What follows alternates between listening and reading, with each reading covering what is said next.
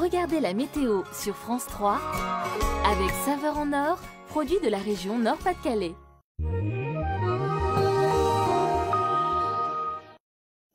Bonsoir ou rebonsoir, feuilletons ensemble les prévisions de Météo France pour demain, mercredi. Je vous en parlais avant le journal, attention à la formation de bancs de brume, voire de brouillard localement dense demain matin.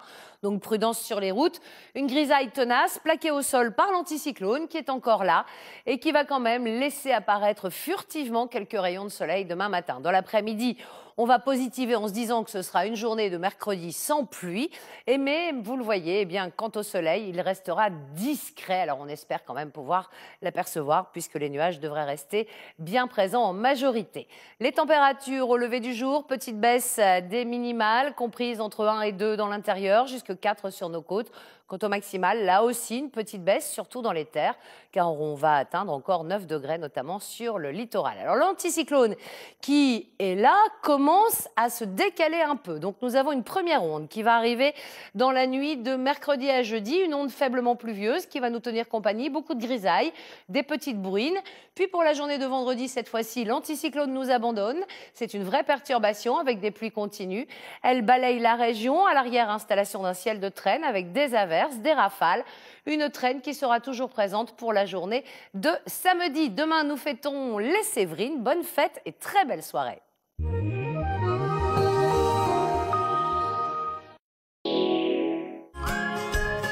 Vous avez regardé la météo sur France 3 avec Saveur en Or, produit de la région Nord-Pas-de-Calais.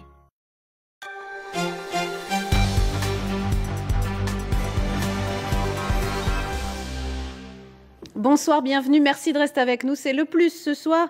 On parle de ces drogues en vente libre, non pas de l'alcool, des cigarettes, mais bien des nouvelles technologies. On appelle cela la cyberaddiction. Une étude réalisée par la mutuelle étudiante La Sméno montre que la cyberdépendance peut être dangereuse pour la santé. Vivre sa vie à travers son écran peut causer des troubles du sommeil et bien d'autres choses. On en parle avec Ahmed Egazi. Bonsoir. Bonsoir. Merci d'être avec nous. Vous êtes président de La Sméno. On va d'abord regarder un reportage qui a été tourné aujourd'hui sur le campus de Lille 1 où la Sméno mène des opérations près des étudiants. Reportage de Didier Piton et Mustapha Mohamed. Selon une récente étude, près d'un étudiant français sur 3 serait donc cyberaddictif. Une dépendance liée principalement à l'utilisation des jeux en ligne, mais aussi à celle des réseaux sociaux. Mais au fait, qu'est-ce que la cyberaddiction ? C'est être tout le temps sur son téléphone, à regarder les actualités des autres, à publier des faits sur leur vie de tous les jours, en fait, sur leur vie quotidienne. Vous en connaissez ? Oui. Aujourd'hui, c'est vraiment essentiel d'être sur les réseaux sociaux. C'est un réel avantage de pouvoir être toujours connecté. Après, addict ou pas, je pense qu'addict, c'est quand même assez péjoratif et limite ça tombe dans la maladie, mais on va dire que parfois ça prend un peu trop de place dans notre vie réelle. Jusqu'à 8 heures par jour, dans certains cas, une cyberconsommation excessive qui peut alors avoir des conséquences sur la santé physique et mentale.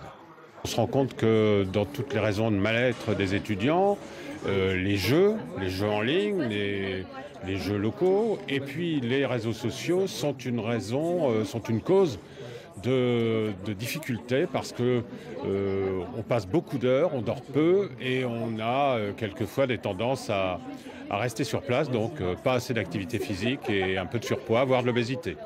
31,4% des étudiants interrogés seraient donc plus ou moins accros à leur écran, un taux en constante augmentation notamment depuis l'arrivée des smartphones et autres portables. Alors Ahmed Egazi, cette étude, vous l'avez menée sur 6000 étudiants du nord de la France. C'est quand même beaucoup. C'est le sommeil qui est le plus touché ? Alors, on constate qu'il y a deux types d'addiction et 2 types de conséquences sanitaires.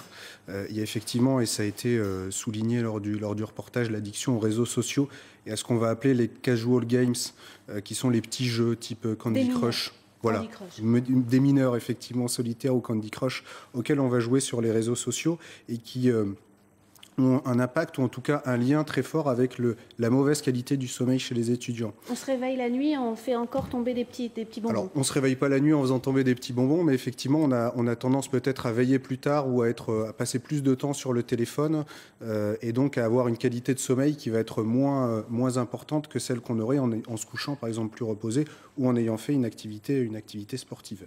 Et puis l'autre ? Et l'autre qui, elle, est davantage liée au jeu en réseau et qui va davantage toucher l'obésité. On constate là aussi qu'il y a une prévalence importante, effectivement, entre ceux qui jouent beaucoup aux jeux, notamment ce qu'on appelle les jeux avec univers persistant, type World of Warcraft, et qui donc ont une activité physique moins importante et des liens avec l'obésité qui peut être jusqu'à 2 fois plus importante chez cette catégorie de population qu'au global pour les étudiants. Alors, Alex vous donne raison sur le sommeil. Il dit, c'est un internaute, quand je me connecte trop longtemps la journée, j'ai du mal à dormir la nuit. Et puis, Manu, quant à elle, Manu, c'est une fille qui a l'air de jouer beaucoup et elle dit les problèmes de sommeil, c'est pas vrai du tout. Elles sont plutôt liées au rythme de vie des jeunes d'aujourd'hui. Alors vous êtes une mutuelle. Est-ce que votre enquête, elle est tout à fait désintéressée? Est-ce que vraiment, il y a un problème pour la santé? Alors, il y a un vrai problème pour la santé et l'aspect du sommeil qui semble être ici relativisé, il est quand même extrêmement important puisqu'on constate par exemple à travers cette enquête que là où au global à peu près 20% des étudiants nous disent avoir une qualité de sommeil qui est un petit peu détériorée, ce pourcentage monte à 37% chez les étudiants qu'on peut considérer comme cyberaddicts avec peut-être une précaution sur la définition de ce terme. Alors, je vous propose d'écouter ce qu'ils disent justement sur leur addiction. On les a interrogés et puis on les écoute. C'est quoi être addict? J'utilise Internet environ 1 à 2 heures par jour, mais je me sens pas du tout accro. Le week-end, je consomme un peu, je vais un peu plus sur Internet que dans la semaine, mais je dois être en moyenne à 3 heures par jour. Le soir, pas mal pour regarder des séries ou comme ça, mais sinon en semaine, juste pour travailler ou regarder un petit film avant d'aller dormir, mais sinon rien de plus, quoi. Si j'ai cours, ce sera peut-être 2 heures, 3 heures. Week-end, ce sera peut-être un peu plus. Je joue beaucoup, je joue en moyenne environ par jour, 5-6 heures, quoi. Je joue surtout le soir, entre 22h et 3h du matin, environ. Alors ça fait quand même énorme et ils n'ont pas l'air de se rendre compte de ce qui se passe. On vous a posé la question aujourd'hui, êtes-vous cyberaddict sur Internet? Et vous avez répondu non à 55%. Ahmed et Ghazi, l'isolement, la violence, tout ça, c'est pas de la santé. Vous en avez pas parlé dans votre enquête, mais vraiment c'est un problème de santé publique? Alors, c'est un problème de santé publique, effectivement, et qui concerne d'ailleurs pas uniquement les étudiants. Ils sont plus concernés puisqu'ils ont une attirance naturelle vers ça, mais les problèmes de sommeil ou les problèmes d'obésité peuvent entraîner un certain nombre de maladies chroniques, de difficultés, de souffrances qui vont se prolonger tout au long de la vie et pas seulement en étant étudiant. Et puis, c'est aussi un problème de santé publique puisque, et ça nous touche davantage, puisqu'en tant qu'opérateur de sécurité sociale pour les étudiants, il est de notre mission de tout faire pour que ces étudiants puissent justement étudier et préparer leur avenir. Vous êtes aussi opérateur. On est surtout, avant d'être mutuelle, effectivement opérateur et gestionnaire de la sécurité sociale pour les étudiants. Et comme je le disais, effectivement, il est de notre mission, à travers un certain nombre d'actions de prévention, de tout faire pour qu'ils puissent réaliser leurs études et préparer leur avenir de la meilleure façon pour leur avantage et aussi pour celui de la France. Je vous remercie beaucoup d'avoir été avec nous avec cette étude. Je précise qu'il n'y a pas beaucoup d'études qui sont faites sur le sujet, c'est nouveau. Merci d'avoir été avec nous. Merci à vous de votre attention. On vous souhaite une très belle soirée. Le 19-20 continue, à demain.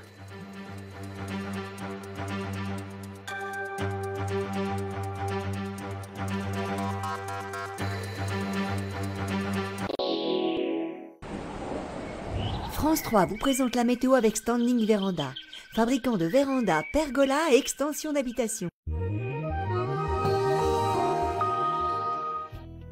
Prudence demain matin sur les routes. Localement, il y aura pas mal de bancs de brume et de brouillard. Après, c'est plutôt un mercredi bien gris avec certes quelques trous et pas de pluie. Ce ne sera hélas pas le cas jeudi avec le retour de la bruine. Très belle soirée.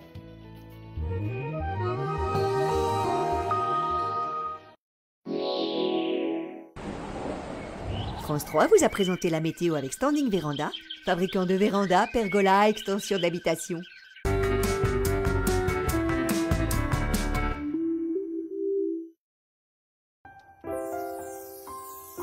Cette année, à Noël, surprenez vos proches avec un livre photo CV personnalisé.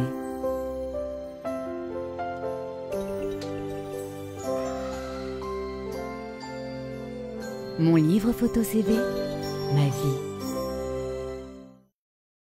Les symptômes liés au rhume peuvent rendre la journée vraiment difficile. Avec Nurofen Rhume, votre fièvre est soulagée et votre nez se dégage peu à peu. Et la journée peut continuer. Nurofen Rhume, médicament pas avant 15 ans, contient vasoconstricteur et de l'ibuprofène, ne pas associé avec d'autres médicaments qui en contiennent. Ne pas utiliser chez la femme enceinte. Si les symptômes persistent plus de 5 jours, consultez votre médecin. Et regarde, c'est toi ce joli petit chaton. Bon, là c'est quand on t'a fait stériliser. T'as commencé à prendre un peu de poids. C'est pour ça que je te donne Ultima Chat stérilisé. Ultima Chat stérilisé contient des fibres et apporte un niveau optimal de protéines pour aider à limiter la prise de poids après la stérilisation. Oui, tu adores Ultima. Ultima, nutrition optimale. Aussi pour chat stérilisé d'intérieur et chat stérilisé de plus de 10 ans. Papa, tu peux me dire ce qu'on fait là, franchement? Il se trouve que j'ai des économies et j'aimerais bien les mettre en sécurité. Et tu peux pas faire comme tout le monde, les mettre à la banque? À la banque? Non mais t'es dingue, j'ai pas confiance. Papa, va au Crédit Mutuel. Ah, parce qu'au Crédit Mutuel, tu sais ce qu'ils en font, toi, peut-être? Bah oui, c'est une banque qui appartient à ses clients sociétaires, donc on a un droit de regard sur ce qui s'y passe. C'est pour ça qu'elle est solide. En tout cas, plus solide que ça. Crédit Mutuel, une banque qui appartient à ses clients, ça change tout. Luz Casal.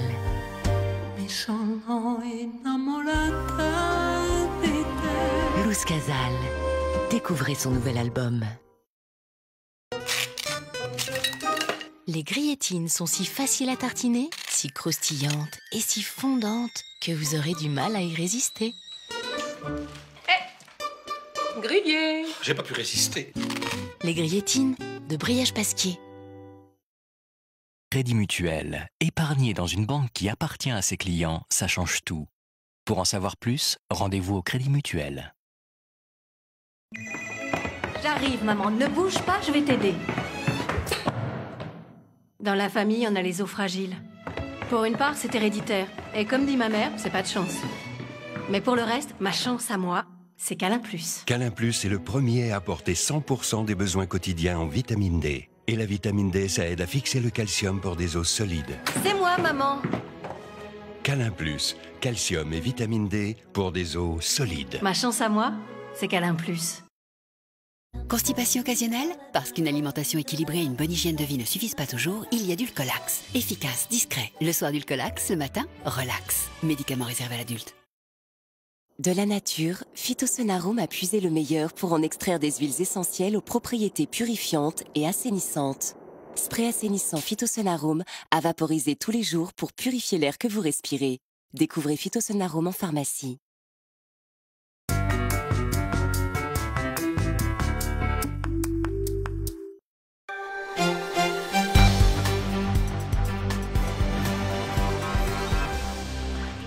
Bonsoir à tous, bienvenue dans le 19-20. 6 mois d'incertitude pour les 5000 salariés du transporteur Maury Ducrot. La société a été placée en redressement judiciaire. C'est le dépôt de bilan le plus important depuis Moulinex en 2001. Se regrouper pour payer moins cher. 140 000 clients de GDF ont répondu à l'appel de l'UFC Que Choisir. L'association a trouvé un autre fournisseur avec un contrat attractif, une économie de 15% en moyenne. Briser la loi du silence, lancement aujourd'hui d'une nouvelle campagne contre le harcèlement à l'école. Internet a amplifié le phénomène. Comment détecter la souffrance d'un enfant? Comment réagir? Des conseils dans le 19-20. Dans ce journal aussi, une enquête sur les voisins vigilants, un dispositif pour lutter contre les cambriolages, mais qui ne fait pas l'unanimité.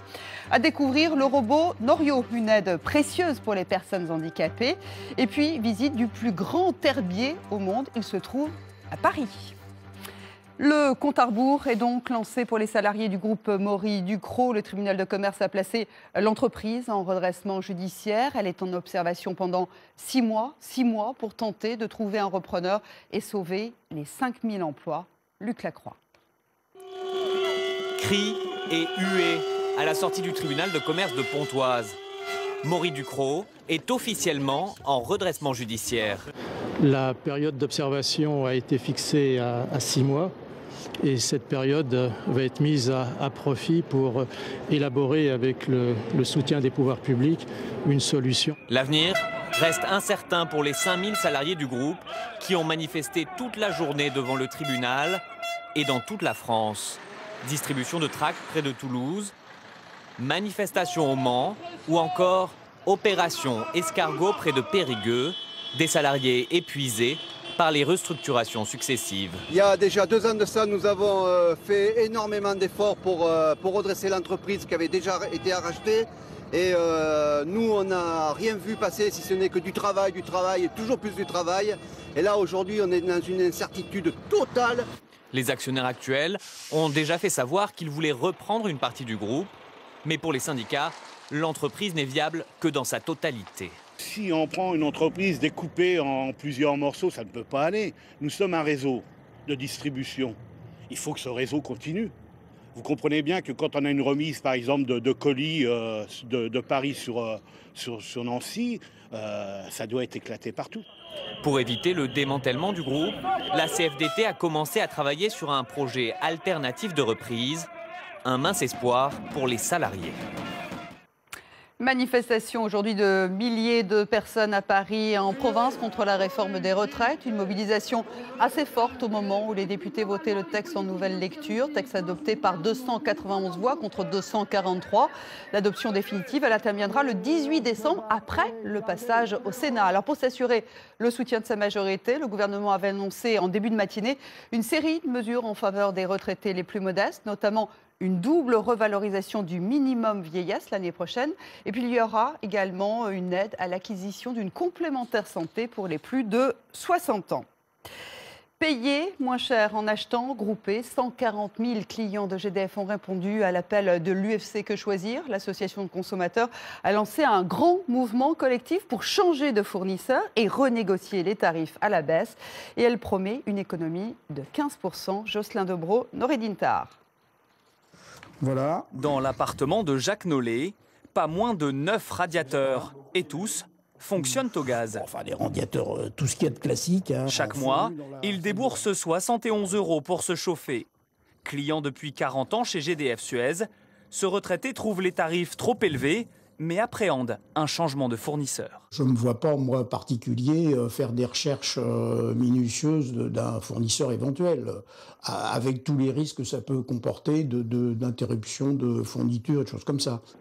Alors, pour montrer l'exemple, l'UFC Que Choisir a négocié elle-même pour 140 000 de ses adhérents.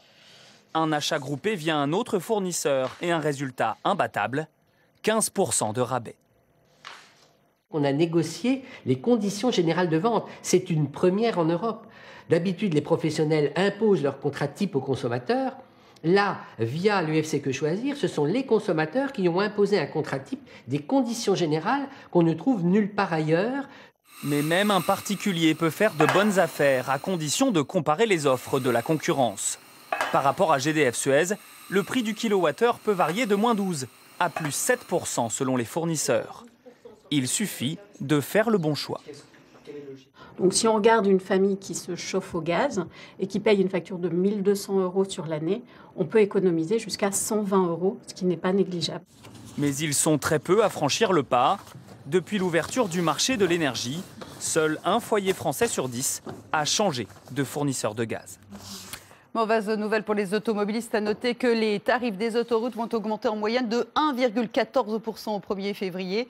Des hausses qui tiennent compte de la hausse de la TVA effective au 1er janvier.